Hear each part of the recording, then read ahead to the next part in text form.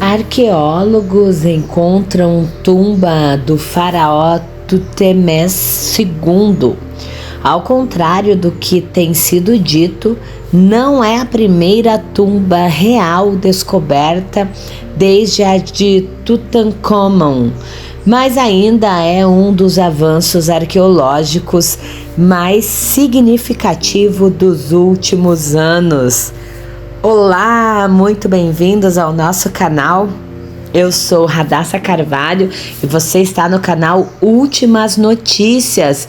E no vídeo de hoje nós vamos falar desta descoberta extraordinária na cidade maravilhosa do Egito. Vamos então falar sobre uma descoberta extraordinária para a arqueologia. Quando pesquisadores encontraram a tumba C4 nos vales ocidentais da necrópole tebana em Luxor, no Egito, acreditaram que se tratava de um cemitério de mulheres, mas o local estava selado há mais de 3.000 anos por uma sucessão de enchentes e deslizamentos que fizeram parte e a terra parecer concreto, e não era nada favorável para a investigação. Isso foi no ano de 2022. Depois de 3 anos de escavações, os membros da equipe britânico-egípcia desconfiaram que esta seria uma descoberta excepcional quando se depararam com fragmentos de teto pintado de azul com estrelas douradas. No Egito Antigo, essa decoração de teto era comum dentro dos túmulos da realeza. Além disso, havia também decorações de cenas de Anduat, um texto religioso reservado apenas aos reis. Para chegar à câmara funerária, que tem 94 metros quadrados, é preciso descer uma escada larga e atravessar um imponente corredor. Enquanto analisavam toneladas de resíduos tirados de dentro da tumba, os pesquisadores encontraram vasos de alabastro com inscrições reveladoras: Rei falecido, por exemplo, e os nomes de Tutemes II e de Hatshepsut, sua meia-irmã e esposa. Os pedaços de teto azul com estrelas douradas na tumba foram a primeira pista de que a tumba pertenceu a um membro da realeza. As peças do quebra-cabeça se juntaram e foi possível concluir que a tumba pertenceu ao faraó Tutemés II. Essa era a última tumba de um faraó da 18ª dinastia egípcia que ainda não tinha sido encontrada. Até então, achava-se que todos os faraós da 18ª dinastia, provavelmente a mais famosa de todas, teriam sido sepultados no Vale dos Reis, que fica a mais de 2 quilômetros de distância. A sensação de entrar em uma coisa dessas é de uma perplexidade extraordinária, porque quando você se depara com algo que não esperava encontrar, traz um turbilhão de sentimentos, disse Piers Littleland, o britânico que liderou a missão, em entrevista à BBC. Quando saí, minha esposa estava esperando do lado de fora e a única coisa que consegui fazer foi começar a chorar, disse ele na entrevista. A descoberta marca um dos avanços arqueológicos mais significativos dos últimos anos. De acordo com Mohammad Ismail Khaled, secretário-geral do Conselho Supremo de Antiguidades do Egito, em comunicado, ele acrescentou que os artefatos encontrados na tumba fornecerão uma visão crítica da história da região e do reinado do rei. Acontece que a tumba já estava vazia. O corpo mumificado de Tutmosis II foi movido após a morte e já havia sido encontrado em outro local em 1881, cerca de 500 anos após a morte do faraó.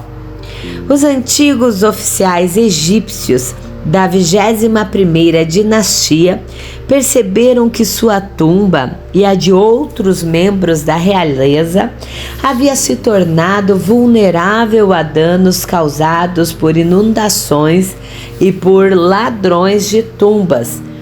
Eles escolheram um outro local secreto nos penhascos de Tebas para transferir os restos mortais da realeza. Assim, os fragmentos de alabastro que permitiram a identificação da tumba original provavelmente são pedaços que se quebraram durante a transferência. Os artefatos são os primeiros objetos a serem encontrados associados ao sepultamento de Tutmosis II, e a busca por outros bens funerários de Tutmosis II deve continuar. O sarcófago, por exemplo, não foi encontrado nem na tumba e nem junto da múmia. Acredita-se que ele tenha sido realocado na mesma época que o C4 foi desativada. Os corpos mumificados de reis, rainhas e outras pessoas importantes foram enterrados próximos ao templo onde Hatshepsut VII já havia sido sepultada.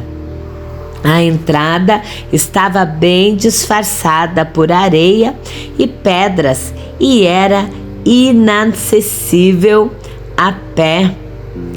Eles permaneceram ali até o final do século XIX, quando a área foi descoberta por egiptólogos que constataram a presença dos corpos de Ramsés II, Sete I, Tutmosis III e nosso querido Tutmosis II, além de outros.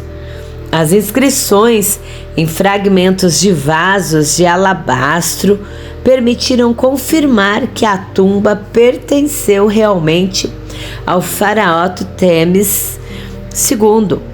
Muitas manchetes e até o comunicado oficial do Ministério de Turismo e Antiguidades do Egito afirmaram que essa seria a primeira tumba real a ser encontrada desde a de Tutancâmon em 1922.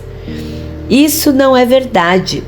Nas décadas de 1930 e 1940, o egiptólogo francês Pierre Montet encontrou diversas tumbas das 21ª e 22ª dinastias, e em 2014 a tumba do faraó Senebekai da 16ª dinastia também foi encontrada. O que chama atenção na C4 é que ela é a primeira tumba real desde Tutancâmon em Luxor e é a última tumba de um rei da 18ª dinastia que estava faltando. Por isso foi um achado arqueológico vislumbrante e extraordinário que completou um grande quebra-cabeça. Mas quem foi o faraó Tutmosis II? Pouco se sabe sobre o reinado deste faraó Tutmosis II. De acordo com o Museu Nacional da Civilização Egípcia, a duração do seu governo é motivo de debate e pode ter sido inferior a 5 anos. No entanto, há quem defenda que seu reinado durou por 13 anos, entre 1492 a.C. e 1479 a.C. Sua biografia é obscurecida pela grandiosidade de seu pai, Tutmosis I, seu filho, Tutmosis III, e sua meia-irmã e esposa, Hatshepsut.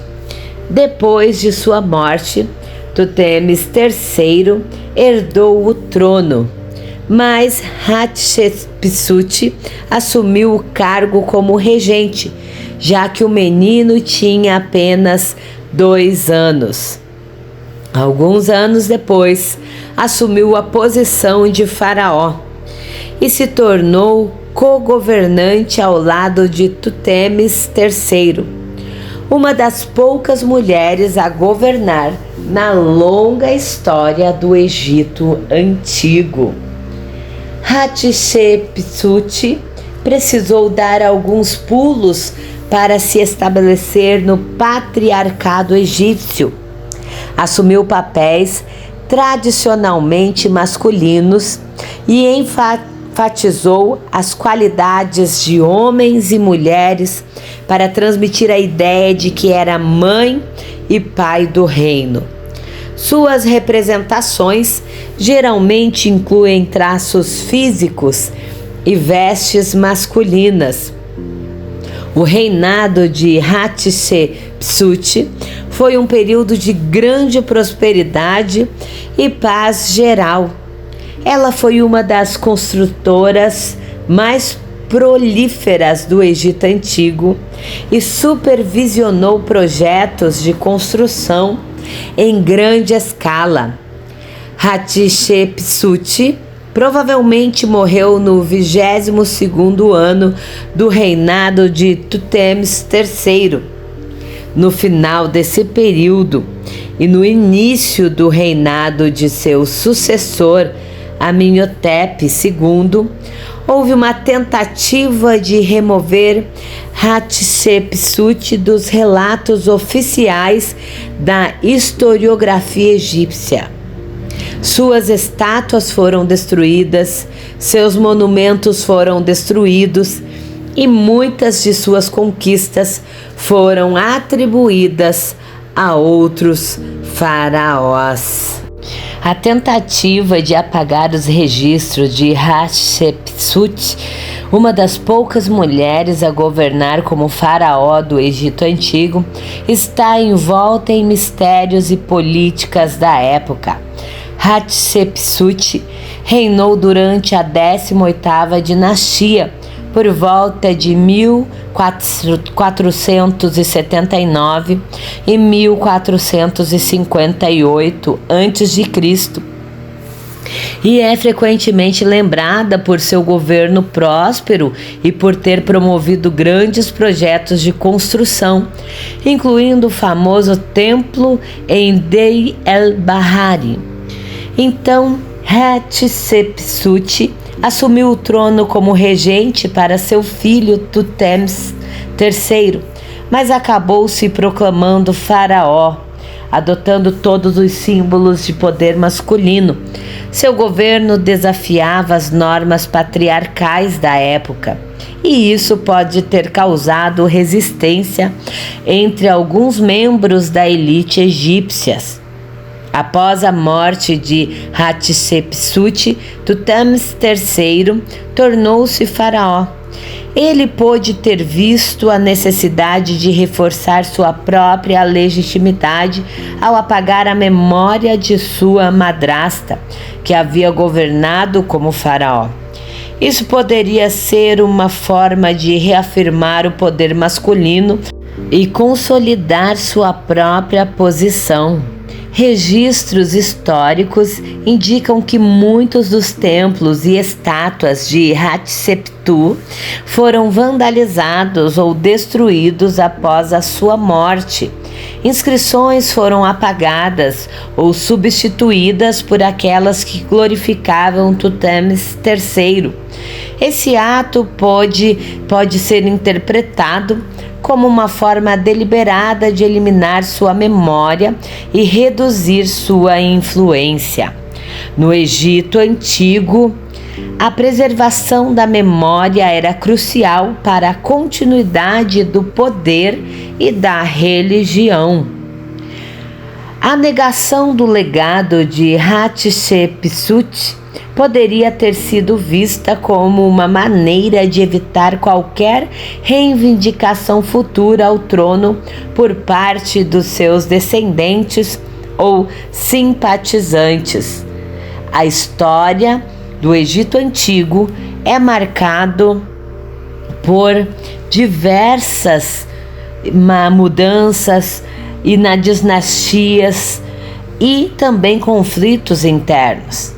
A ascensão ao poder muitas vezes dependia não apenas da legitimidade sanguínea, mas também da aceitação popular e do apoio dos sacerdotes e nobres. O apagamento dos registros de Hatshepsut pode ter sido parte das manobras políticas para consolidar o novo regime. Apesar desses esforços para apagar a sua memória, Hatshepsut é lembrada hoje como uma das grandes faraós do Egito Antigo.